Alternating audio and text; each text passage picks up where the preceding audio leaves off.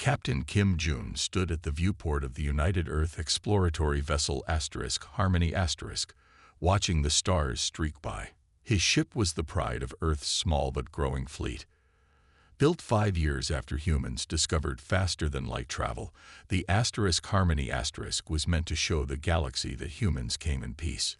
Captain, called the communications officer, incoming message from Earth Command. Priority 1. Kim walked to his chair and pressed the receive button. Admiral Choi's face appeared on screen. "Captain Kim, I have important news," said the Admiral. His face was serious, but his eyes showed excitement. "We have been contacted by something called the Galactic Concord." Kim sat up straighter. "First contact, sir." "Not exactly. It seems we're late to the party." The Admiral smiled. "There are 17 other intelligent species out there, all part of this Concord. And they've invited Earth to join them." Kim's heart raced. This was historic. Humans had wondered for centuries if they were alone in the universe. Now they knew they were not only not alone, but there was a whole community of aliens waiting for them. They're holding a peace conference at something called Nexus Station. Earth needs representatives there. And the Harmony is our best ship. You leave in 3 days. After the call ended, Kim walked to the window again. 17 alien species. It was hard to imagine. 3 days later, Kim had assembled his team. They stood in the ship's conference room as he looked them over. Dr. Lee Hyun. He nodded to the woman with short black hair and intense eyes. "As our xenobiologist, you'll help us understand the aliens we meet." Lee bowed slightly. "I studied every possible form life might take on other worlds." "I'm ready, Captain." "Park Sun," Kim continued, turning to the tall man with a friendly face. "Your job as cultural liaison will be to help us avoid offending our new friends." Park smiled. "I studied human cultures all my life. Now I get to study alien ones. This is a dream come true." "And Kang Da," Kim finished, looking at the broad-shouldered security officer. "I hope we won't need your skills, but it's good to be prepared." Kang nodded seriously. "I'll keep our team safe, sir." Kim looked at them all. "We represent not just Earth, but all of humanity. The future of our species might depend on the impressions we make." That evening, Kim sat in his quarters reading the information packet sent by the Galactic Concord. The aliens had included basic details about each species, but much was still unknown. There was a knock at his door. "Enter," he called. Lee Hyun stepped in, her tablet in hand. "Captain, I've been studying the alien biological data they sent. Something doesn't add up." "What do you mean?" "These species, they're all so different from each other. Different numbers of limbs, different breathing systems, different sensory organs. But they all share one thing. They evolved on worlds with much lower gravity than Earth, thinner atmospheres, fewer predators." Kim frowned. "And that means?" "I'm not sure yet, but by their standards, Earth would be considered an extreme world. They might find us unusual." "Unusual how?" "That's what I can't figure out." Lee looked troubled. "But I have a feeling we'll find out soon enough."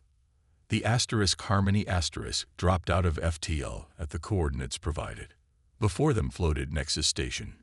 It was enormous. A massive wheel spinning slowly in space, with spokes connecting to a central hub. Lights glittered across its surface. "It's beautiful," whispered Park. "Incoming transmission," said the communications officer. A face appeared on screen that wasn't human. It had feathers instead of hair, a beak-like mouth, and large eyes. "Greetings, humans of Earth," it said in perfect English. "I am Ambassador Zaltho. On behalf of the Galactic Concord, I welcome you to Nexus Station." Kim stepped forward. "Thank you, Ambassador. We are honored to be here." "Prepare for docking instructions," Zaltho said. "And Captain?" "Yes. We are all very interested to meet your kind. There has been much discussion about Earth joining our community." As the transmission ended, Kim looked at his team. Well, that sounded promising. None of them noticed how the ambassador's feathers had been slightly raised, or how its voice had trembled just a little. None of them realized that what they had taken for interest was actually fear. The first humans were about to step onto the galactic stage, completely unaware of the impact they were about to make. The docking tube connected with a soft thud. Captain Kim and his team stood at the airlock, dressed in their best formal uniforms. The door slid open, revealing Ambassador Zolfo waiting for them. Up close, the ambassador was even more striking. Standing about 5 feet tall, Zolfo had blue-green feathers covering most of his body. His eyes were large and golden, set in a face that reminded Kim of an owl. "Welcome to Nexus Station," Zolfo said with a small bow. "Please follow me." The humans stepped onto the station. The gravity felt slightly lighter than Earth's, and the air had a sweet smell they couldn't place. "This is the main diplomatic hub for the entire galactic Concord," Zolfo explained as they walked. "All 17 member species have permanent offices here, and soon Earth will too," said Park's son with a smile. Zolfo's feathers fluffed slightly. "Yes, potentially." As they moved through a wide hallway, Kim noticed other aliens stopping to stare at them. Some were tall and thin with 4 arms. Others looked like walking plants. One group appeared to be made of living crystal. "They're all so different," whispered Dr. Lee. What the humans didn't notice was how the aliens moved aside as they passed, how conversations stopped, how some smaller species pressed themselves against walls to avoid being too close. They entered a massive central area called the Grand Concourse. It was a huge open space with multiple levels, gardens, and what looked like restaurants and shops. Beings of all shapes and sizes moved about their business. "This is amazing," said Kang Dai, his deep voice carrying farther than he intended. Several nearby aliens turned at the sound, their bodies tensing. One small creature with 6 legs actually scurried behind a planter. "Is something wrong?" Kim asked Zolfo, noticing the reaction. No, the ambassador said quickly. "Many species here have not encountered humans before. You are new to them." They continued their tour, unaware of the effect they were having. When Park's son laughed at a joke Kim made, 3 jelly-like beings nearby changed color from blue to yellow and quickly moved away. "Your quarters are in the diplomatic wing," Zolfo said, leading them to an elevator. "The peace conference begins tomorrow morning." In the elevator, they stood next to a tall, thin alien with gray skin and large black eyes. It pressed itself into the corner, its breathing quickening. "Hello," Kim said politely. The alien made a high-pitched sound and stared at the floor until the elevator stopped, then rushed out. "That was odd," said Lee. "Many species have different customs around greetings," Zolfo explained, though his feathers were now standing on end. "Come, we're almost there." Their quarters were spacious and had been adapted for human needs. After Zolfo left, the team gathered in Kim's room to talk. "Did anyone else notice how strange everyone was acting?" asked Kang. "I thought it was just me," said Park, "but they seemed almost afraid of us." Dr. Lee was looking at her tablet. "Remember what I said about Earth being an extreme world? I've been comparing our physical data to the information they sent. Humans are stronger than most species here, have better endurance, and can withstand conditions that would kill them." "So they're fragile compared to us," said Kim thoughtfully. "Not just physically," Lee continued. "Our behavior might seem aggressive to them too. Our direct eye contact, our loud voices, even our walking speed, all might appear threatening." "That's ridiculous," said Kang. "We're not threatening anyone." "Not on purpose," Lee said. "But what if they see us the way we might see a tiger or bear that wandered into a playground?" "That's not good," Park said. "If they're afraid of us, it could make tomorrow's meeting difficult." "Then we need to be extra careful," said Kim firmly. "We'll speak softly, move slowly, and keep our distance. We're here to make friends, not scare anyone." What they didn't know was that even as they spoke, An emergency meeting of the Concord Security Council was being held. The topic, what to do about the dangerous new species that had arrived on Nexus Station. Outside their quarters, security cameras recorded their every move, and scientists analyzed their behavior patterns. The humans were being studied like unpredictable animals that might attack at any moment. And the peace conference hadn't even started yet. The next morning, Captain Kim and his team were invited to a pre-conference social gathering. Ambassador Xaltho had explained it was a chance to meet other delegates in a relaxed setting before the formal talks began. "Remember what we discussed," Kim told his team as they approached the large meeting hall. "Speak softly, move slowly, and keep your distance from others." They entered a room filled with aliens of all shapes and sizes. Some floated in bubbles of liquid. Others hovered above the ground. Many stood in small groups, talking quietly. "Let's split up," Kim suggested. "We'll make more contacts that way." Dr. Lee approached a group of scientist-looking aliens who were discussing something around a holographic display. They had long necks and six-fingered hands. "Hello," she said softly. "I'm Dr. Lee Hyun from Earth. May I join you?" The aliens looked at each other nervously but made space for her. "We were discussing evolutionary biology," one said. "Do humans have a scientific understanding of their own evolution?" "Yes, quite detailed," Lee answered. "We evolved from primates over millions of years, shaped by Earth's challenging environment." "Challenging how?" another alien asked. "High gravity, extreme temperature changes, many predators, frequent natural disasters," Lee explained. "Earth can be quite dangerous." The aliens became very still. One of them touched a device on its wrist, and Lee noticed a small light begin blinking. She didn't know it was a subtle alarm. Across the room, Park Sun was trying to speak with a group of diplomatic aides. He asked friendly questions about their homeworlds and explained a bit about Earth.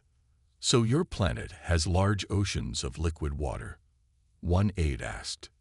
"Yes, they cover most of our surface," Park said. "And you swim in these oceans?" "For pleasure." The aide's voice sounded shocked. "Many of us do, yes. I love to swim." The aides exchanged looks. Swimming in open water was something only predator species did in their cultures. Near a refreshment table, Kang Da was reaching for a drink when a small, colorful alien bumped into him. "I'm so sorry," the alien said, backing away quickly. "No problem at all," Kang replied with a smile.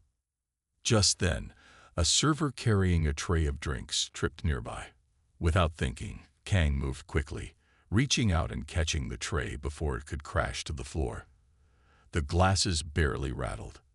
"There you go," he said, handing the tray back to the server.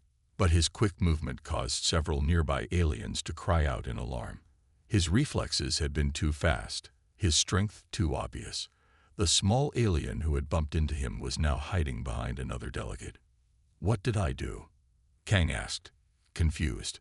Captain Kim was speaking with an important-looking delegate from a species called the Voran. They resembled large, upright turtles with wrinkled faces.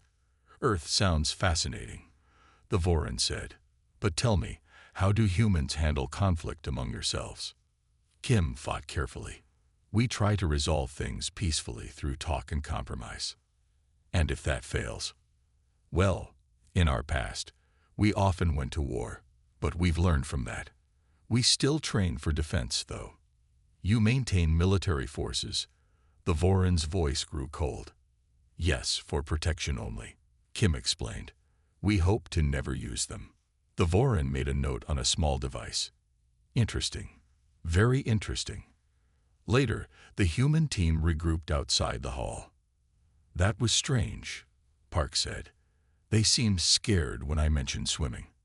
"One ran away when I caught a falling tray," Kang added. Dr. Lee looked troubled.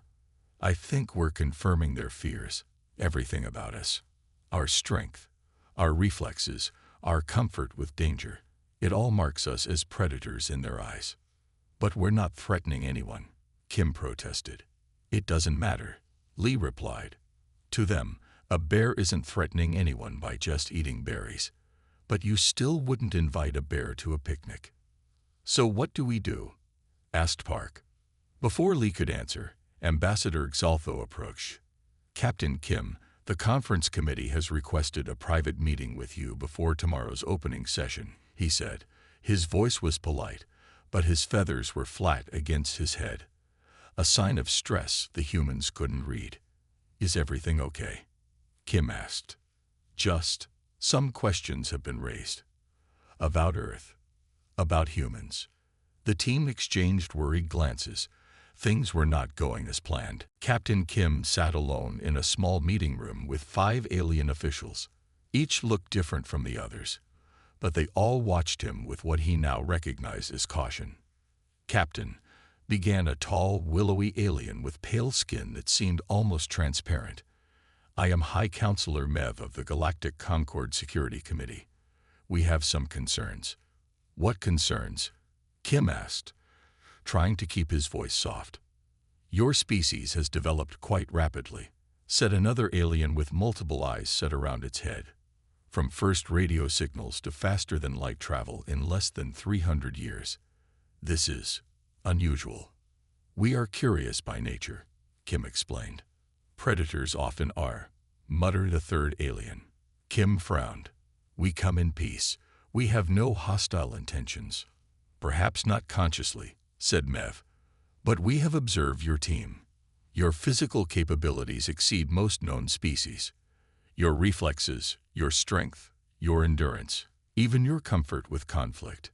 Those are just traits that helped us survive on Earth. Exactly, said Mev. Earth, a death world by our standards. Kim had never thought of his home that way. To him, Earth was beautiful, full of life and wonder, but he was beginning to understand how others might see it differently. What would you like us to do? He asked. The conference will proceed, Meb said, but we ask that you accept additional protocols. Your movements will be restricted to certain areas. You will be escorted at all times, and you will not approach other delegates unless invited. Kim wanted to argue but knew it would only make things worse. We accept, he said quietly. The main conference hall was enormous. 17 sections faced a central speaking platform, each filled with delegates from a different species. Earth had been given a small section near the back. This feels like we're in timeout, Kang whispered as they took their seats. Just be grateful we're here at all, Kim replied. The opening ceremony began with speeches from each of the Concord founding species. Kim listened carefully, learning about the history of their alliance. It had formed after a devastating war between two now extinct species. Peace was their highest value. Finally, it was Earth's turn. As the newest potential member, they would speak last. Remember, Dr. Lee whispered as Kim stood to approach the platform. No sudden movements. Kim walked slowly to the center stage. He could feel hundreds of alien eyes watching his every step. The silence was complete. He reached the speaking platform and looked out at the gathered representatives of 17 different worlds. This was humanity's first real step onto the galactic stage. Honorable members of the Galactic Concord, he began, his voice carrying clearly through the hall. On behalf of Earth and all humans, I thank you for this invitation. Kim had practiced his speech carefully, but as he spoke about Earth's hopes for friendship and cooperation, he noticed the delegates shifting in their seats. Some seemed to lean away from him. Humanity has much to learn from your wisdom, he continued. We stand ready to join with you in building a peaceful future for all species. The universal translators rendered his words perfectly, but several phrases caused murmurs through the crowd. Stand ready sounded military to their ears. Join with you seemed aggressive. Though we come from different worlds, though our bodies and customs may differ, we all share the same stars, Kim said, raising his arms in what he meant as a welcoming gesture. Several delegates flinched visibly. Together, we can face any challenge that. A loud alarm suddenly cut through his speech. Red lights began flashing around the hall. Security alert, announced a computerized voice. All delegates please remain in your seats. This is not a drill. Kim looked to his team, who seemed as confused as he was. Ambassador Xaltho hurried to their section. "What's happening?" Kim asked. "Pirates," Xaltho said, his feathers standing on end. "The Resorclaw Armada has been detected approaching Nexus Station. They've already disabled our outer defenses. Can you fight them off?" Xaltho's large eyes blinked rapidly. "The Concord does not maintain military forces, Captain. We have only basic security personnel." Kim stared at him in disbelief. "Then what's your plan?" "We will negotiate and offer trade goods to satisfy them." "You'll pay them off," Kim said flatly. "It is our way," Xaltho replied. "Peace above all." Kim looked at his team. All three humans had the same expression, one the aliens in the room would have recognized immediately as dangerous. "Pay them off," Kang Daz said in disbelief. "These pirates attack you, and you just give them what they want." Ambassador Xaltho's feathers flattened. "It preserves lives. Violence only leads to more violence." Captain Kim understood the philosophy but couldn't accept it. "What happens after you pay?" "They just leave." "Until the next time," Xaltho admitted. "They come every few cycles." Around them, the conference hall was in controlled chaos. Delegates moved in orderly lines toward designated safe areas. No one was running or shouting, but fear filled the air. "How long until they dock?" Dr. Lee asked.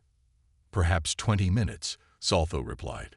"Please, you must join the other delegates in the shelter areas." Kim looked at his team, then back at Xaltho. "We can help." "No." Xaltho's voice rose sharply. "Concord rules are clear. New species must not interfere in security matters." "But, please," Xaltho begged, "do not make this situation worse." The humans were escorted to a large room deep inside the station. Most of the conference delegates were already there, sitting quietly in groups. When the humans entered, a space cleared around them. No one wanted to be close. "This is wrong," Kang whispered to Kim. "We can't just sit here." "We don't have a choice," Kim replied. "It's their station, their rules." Dr. Lee was watching the aliens carefully. "Look at them," she said. "They're scared, but they're not panicking. No pushing, no fighting for space. That's admirable." Park Sun nodded. "Their society values order and peace above all. In some ways, they're more advanced than us. And in other ways, they're sitting ducks," Kang said. A new alien approached them, one they hadn't met before. It was small, with gray-green skin and large, intelligent eyes. "Humans," it said quietly. "I am Bai Jin of Security Intelligence." "You have a Korean name," Park said with surprise. "I specialize in Earth studies," Ba explained.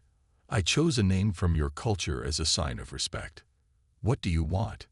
Kim asked. "Information," Ba said. "Our scans show your ship, the Harmony has defensive capabilities." "Basic ones, yes. And your people have combat training." "Some of us," Kim said carefully. "Why?" Ba looked around to make sure no one was listening. "The Resorclaw pirates are not like us. They are predators, like you. They respect only strength." "You want our help?" Lee asked. "Officially, no. The Concord would never approve. But unofficially," Ba's large eyes blinked slowly. "I believe a different approach is needed." Before Kim could respond, the station shuddered. The lights flickered briefly. "They docked," Ba said grimly. The pirates entered the main shelter area 30 minutes later. There were 12 of them. Tall and muscular with scaled skin and sharp teeth, they carried energy weapons and moved with predatory grace.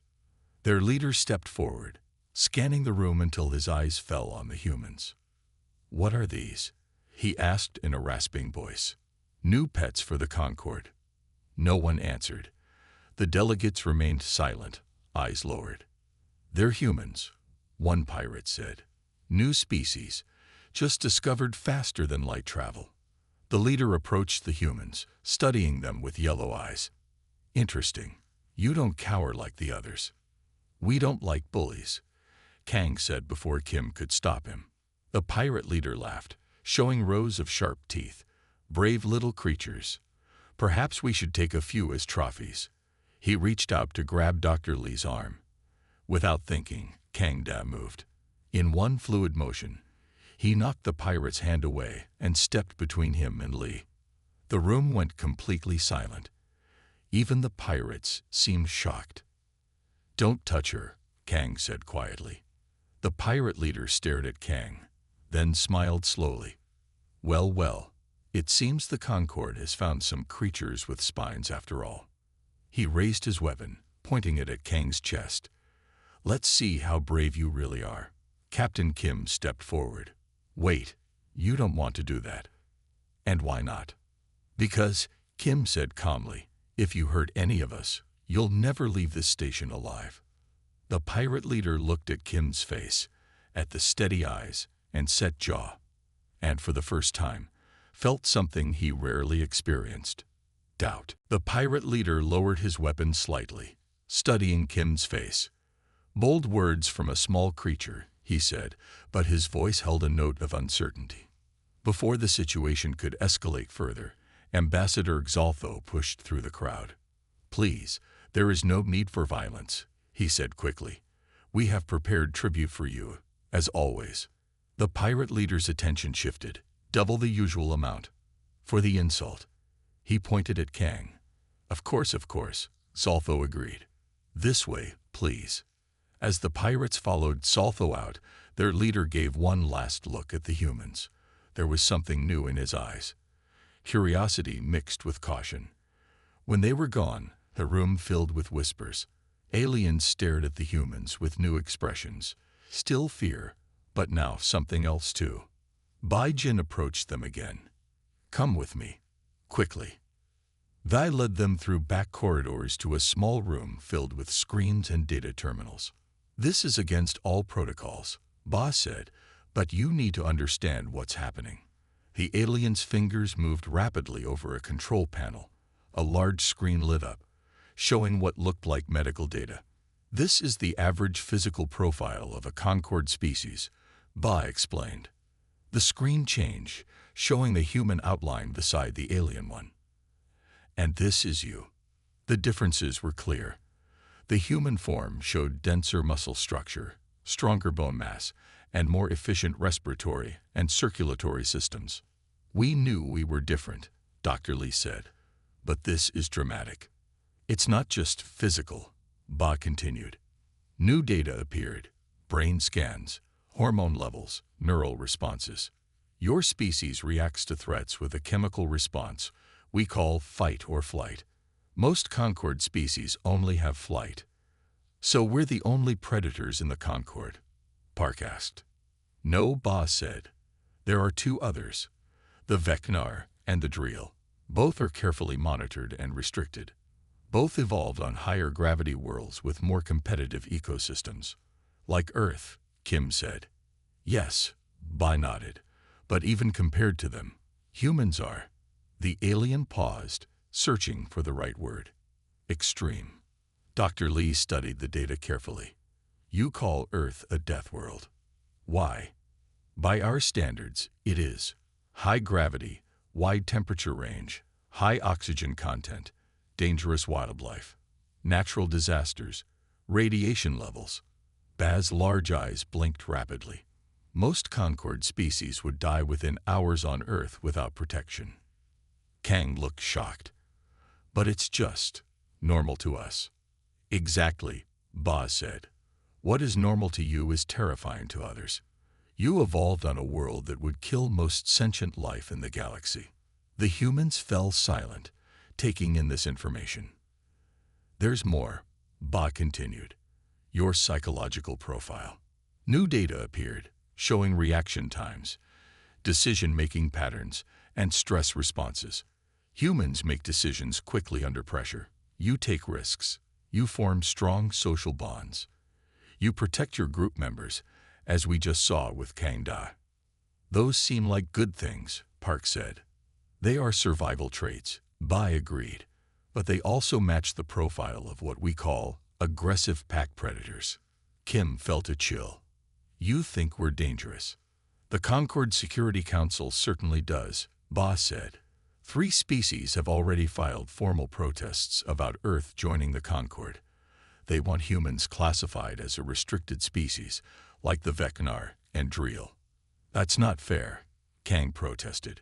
We haven't hurt anyone. Not yet, Ba said. But your potential to do so frightens them. Dr. Lee was still studying the data. Wait, she said suddenly. These readings, some of these are familiar. She pointed to a section of the screen. These match the pirates. The Razor Claw. They're like us, aren't they? Bay nodded slowly. Yes. They evolved on a high-gravity world too. They're predators, like you. But they chose a different path. We're not like them, Kim said firmly. I hope not, Bay replied. But the Concord doesn't know that yet. And after what just happened, they're even more afraid of us, Park finished. Yes, Ba said.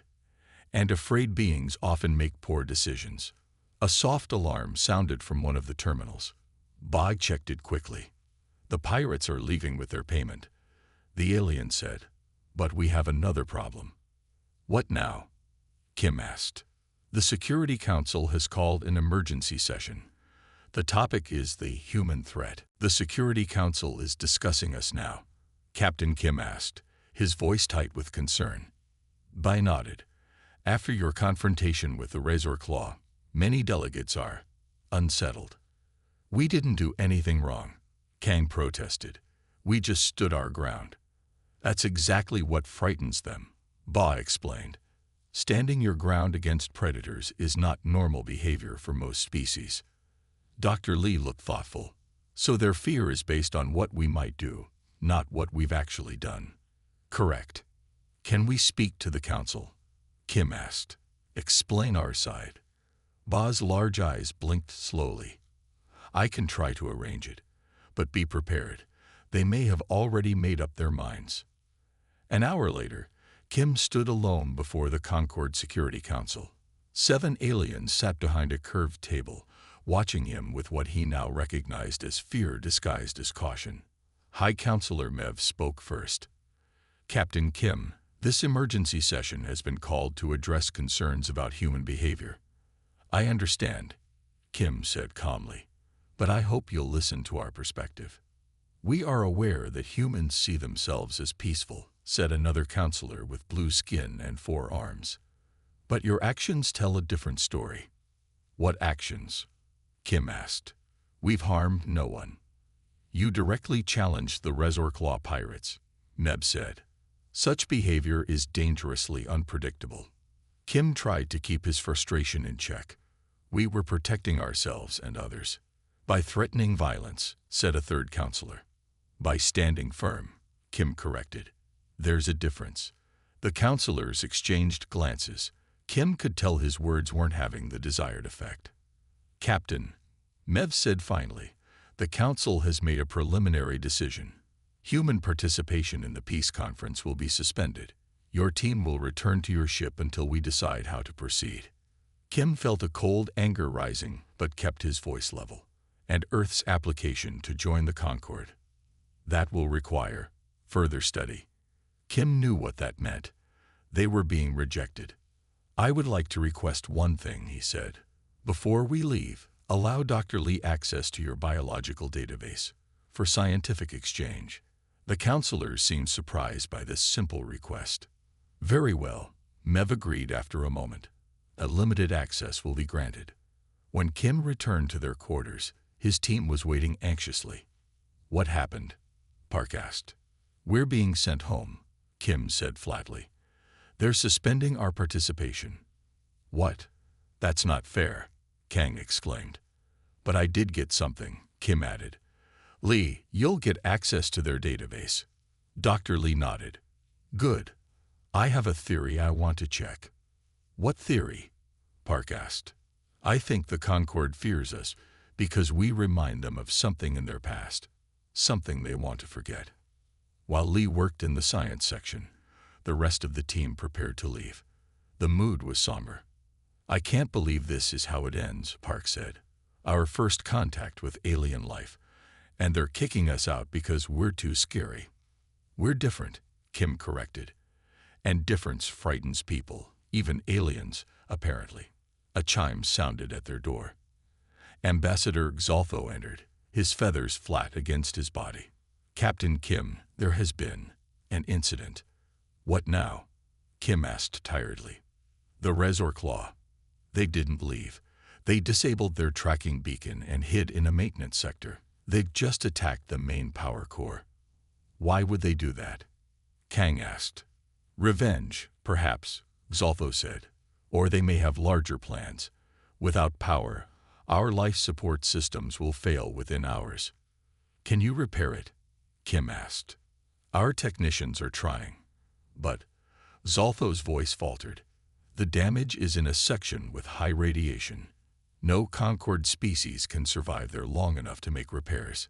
The three humans looked at each other. "But we might be able to," Kim said slowly. Xoltho's feathers rose slightly, a sign of hope. "Would you? Would you help us? Even after our decision?" Kim stood up straight. "Ambassador, despite what your council thinks, humans don't abandon others in danger. Take us to the power core." As they followed Xoltho through the corridors, station alarms blaring around them, Kim tapped his communicator. "Lee, meet us at the main power core. Bring whatever you've learned. And hurry." "On my way," Lee replied. "And Captain, you need to hear this. I found out why they really fear us. It's worse than we thought." Dr. Lee met them at the entrance to the power core sector. Her face was serious. "What did you find?" Kim asked as they hurried along. "The Concord was formed after a terrible war," Lee explained quickly. "That much we knew. But what they didn't tell us is who fought that war." "Who was it?" Park asked. "Two species from high-gravity worlds. Predator species, like us. They destroyed each other and nearly took the rest of the galaxy with them." Kim understood immediately. "So they think humans might start another war." "Exactly," Lee nodded. "Any species with our physical traits reminds them of that disaster." They reached a security checkpoint where Ba Jin was waiting with several officers. "The radiation levels are critical," Ba said without greeting. "The pirates damaged the cooling system. If it isn't repaired soon, the reactor will overheat." "How soon?" Kang asked. "1 hour, maybe less. Then meltdown." Xoltho's feathers were completely flat against his body. "If that happens, everyone on the station will die." "Where are the pirates now?" Kim asked. "Still inside the station, but our sensors can't locate them precisely." Kim made a quick decision. "Lee, Park, you two help with the repairs. Kang and I will find the pirates." "Captain, the radiation," Xoltho began, "is deadly to your people but not immediately to us," Lee finished. "Earth has radiation too. We can handle short exposure better than you can." Va gave them radiation suits and simple breathing masks. "These will help somewhat, but they're designed for our biology, not yours." "It'll have to do," Kim said. He turned to Kang. "Ready?" Kang nodded grimly. The corridors near the power core were empty.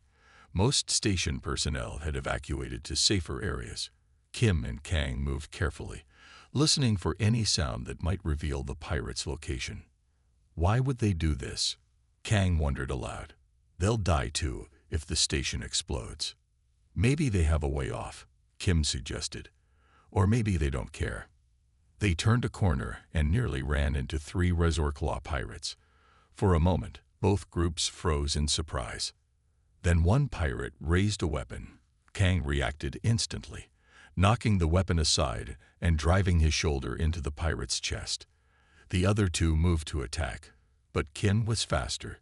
Years of combat training took over as he fought with a strength and speed that would have terrified the Concord delegates. The fight was brief but violent. When it ended, all 3 pirates lay unconscious on the floor. "We need to find the others," Kim said, breathing hard. Kang nodded, flexing a bruised hand. "And fast." Meanwhile, Lee and Park had reached the damaged cooling system. 2 Concorde technicians were there, but they were clearly struggling in the radiation. "You need to leave," Lee told them firmly. "We'll handle this." "But the system requires," one began. "We understand engineering principles," Park interrupted. "Please, save yourselves." Reluctantly, the technicians left. Lee studied the damaged system quickly. "It's not that complex," she said. "The pirates just ripped out these connection tubes. We need to replace them." Park found spare parts in a nearby storage unit. Together, they began the repairs, working as quickly as they could despite the heat and the warning signals from their radiation detectors. "Do you think the Concorde will change their minds about us after this?" Park asked as they worked. "If we succeed, maybe," Lee replied. "If we fail, it won't matter." Kim and Kang had found and neutralized 4 more pirates when they reached the main reactor control room. The remaining 5 Resor Claw were there, working on what looked like a bomb. "They're trying to trigger an immediate meltdown," Kim whispered. "We can't let that happen," Kang said. Without waiting for a plan, Kang burst into the room. The pirates turned in surprise, then attacked. Kim followed, and the control room erupted into chaos.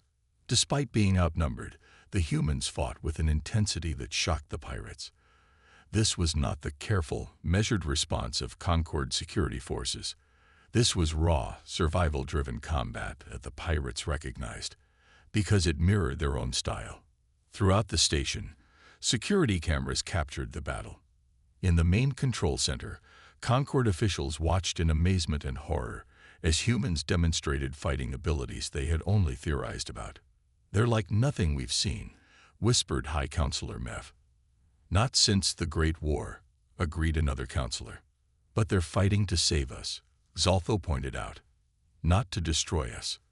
On the screen, Kim and Kang stood victorious among the fallen pirates. They were bruised and bleeding, but immediately turned their attention to disarming the bomb. 3 days after the attack, Captain Kim stood again before the Concorde Security Council. This time, his full team was with him. They still showed signs of their ordeal. Kang had a bandaged arm. Lee moved slowly from radiation exposure, and Park had a bruise on his face. But they were alive, and so was everyone on Nexus Station. The council chamber was different too. Where before the counselors had sat far from Kim, now they were closer. The barriers that had separated them were gone. High Counselor Mev spoke first. "Captain Kim, Dr. Lee, Hark's son, Kang Da, the Concorde owes you a debt we cannot easily repay." "We did what anyone would do," Kim said simply. "No," Mev replied. "That is precisely the point. No one else could have done what you did. No one else would have tried." Another counselor spoke up. "We have analyzed your actions during the crisis. You risked your lives to save beings who had rejected you. You faced radiation that would kill our species. You fought predators that have terrorized us for years. And you succeeded," added a third counselor. "We made a mistake," Mev admitted. "We judged your species based on physical traits and biological patterns. We saw your strength, your speed, your aggressive potential, and we remembered the Great War." "We understand your caution," Dr. Lee said. "Evolution shapes all of us." "Yes," Mev agreed. "But we failed to consider how evolution shapes behavior as well as bodies. Your world created strong, fast beings capable of violence. But it also created beings capable of self-sacrifice and protection." Kim looked at his team. They had all been willing to die to save the station. Not for glory or reward, but because it was the right thing to do. "The Security Council has reached a new decision," Mev continued. "We propose creating a new classification for humanity within the Concorde." "What kind of classification?" Kim asked cautiously. "Guardian species." The room went quiet. Even Ba Jin, standing near the door, looked surprised. "What does that mean?" Park asked. "It means," Mev explained, "that while we recognize your potential for violence, we also recognize your potential for protection. Humans would have special status within the Concord, defenders rather than threats. Like peacekeepers, Kang asked. Similar, yes. Your physical abilities that we once feared would be used to protect the Concord from threats like the Razor Claw. Kim considered this carefully. Earth would still have equal rights within the Concord. Full membership, Mev confirmed. With additional responsibilities, yes, but also additional privileges. The humans exchanged glances. This was not what they had expected. We would need to discuss this with our government, Kim said finally. Of course. But before you go, Mev nodded to someone behind them. Ambassador Xaltho approached, carrying a long ornate box. He opened it, revealing a beautiful weapon, something like a ceremonial sword but with energy running through its blade. This is the Blade of Szeth, Xaltho explained, his feathers now standing tall and proud. In our history, it was given only to the greatest protectors. No one has carried it since the Great War. With formal movements, Xaltho presented the weapon to Kim. We offer this not as a tool of violence, Mev said, but as a symbol of trust. The trust we now place in humanity. Kim accepted the blade carefully. Its weight felt right in his hands, as if it had been made for him. There is an old saying among my people, Xaltho said quietly. The strongest shield is held by those who know the cost of lowering it. Kim looked at the alien, understanding now. We will try to be worthy of your trust. I believe you will, Xaltho replied. We feared you because we did not understand you. We saw only the predator, not the protector. As the humans prepared to return to Earth with news of their unique new status, Dr. Lee smiled at a thought. What is it? Park asked her. Just thinking about how this all started, she replied. We came to a peace meeting and accidentally scared the galaxy. And now? Kang asked. Kim looked down at the ceremonial blade, then back at his team. Now we show them that the things that make humans scary can also make us the best friends they'll ever have. Outside the window, the stars stretched out before them, a galaxy that had feared humans, but might soon come to rely on them, not despite their nature, but because of it.